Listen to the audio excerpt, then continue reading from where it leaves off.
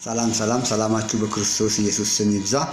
ባለፈው ያያችሁ ሰዎች ቁጥር 1 ዕውቀትን በተመለከተ ቁጥር 1 ወይም ክፍል 1ን አይተናል። ያላያችሁ ካላችሁ ደግሞ ውስጥ ገብታችሁ ቪዲዮዎቼ ላይ እንድታዩ ቁጥር 1 ዕውቀት ቁጥር 1 ይላል። ዛሬ ደግሞ ዕውቀት ቁጥር 2ን እንመለከታለን። ፈላስፎች ምድራዊ ዕውቀት እንጂ መንፈሳዊ ዕውቀት የላቸውም። በዚህም ምክንያት ኢየሱስን ለማወቅ ይቸገራሉ በሚል ባለፈው አይተናል። ዛሬም ክፍል 2ን እንቀጥላለን ማለት ነው። ከመጽሐፍ ቅዱስ አንድ ቦታ አነባለሁ። ነገር ግን በክርስቶስ ሁል ጊዜ ድል በመንሳቱ ለሚያዞረን የዕውቀቱንም ሽታ ለሚገልጥ ለአምላክ ምስጋና ይሁን ይላል።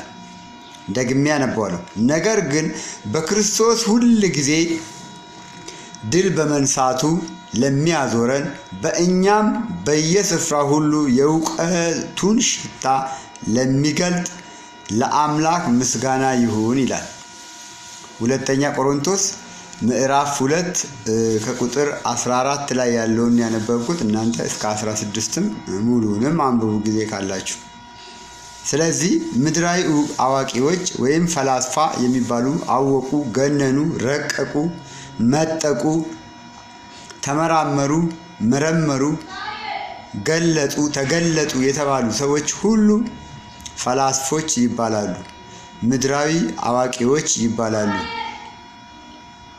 ነገር ግን ምድራዊ ዕውቀት ያላቸው ፈላስፎች ጠበብት ናቸው የሚባሉ፣ ጠበብት ነን የሚሉ፣ ሊቅ ነን የሚሉ፣ የገነኑ፣ የታወቁ፣ በዓለም ደረጃ የተለያዩ ሽልማቶችን በተደጋጋሚ ያገኙ ሰዎች እነሱ ፈላስፎች፣ አዋቂዎች ይባላሉ። ነገር ግን ምድራዊ ዕውቀት እንጂ የፊደል ዕውቀት እንጂ መንፈሳዊ ዕውቀት የላቸውም።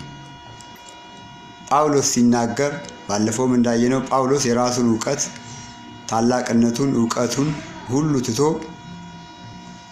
በእግዚአብሔር ዕውቀት እንደሚንቀሳቀስ በእግዚአብሔር መረዳት እንደሚንቀሳቀስ ባለፈው አይተናል። ዛሬም ደግሞ ጳውሎስ ነው እየተናገረ ያለው የዕውቀቱን ሽታ በእኛ ለሚገልጥ፣ እኛ የምናገለግለው የእግዚአብሔር የዕውቀቱን ሽታ እንጂ እኛ በምድራዊ ዕውቀት አይደለም። በየስፍራው እያዞረን የምንናገረው ወንጌል ወይም የእግዚአብሔር ቃል ወይም የእግዚአብሔርን ስራ የምንሰራው በእግዚአብሔር ዕውቀት ነው። ከእግዚአብሔር በተሰጠን ዕውቀት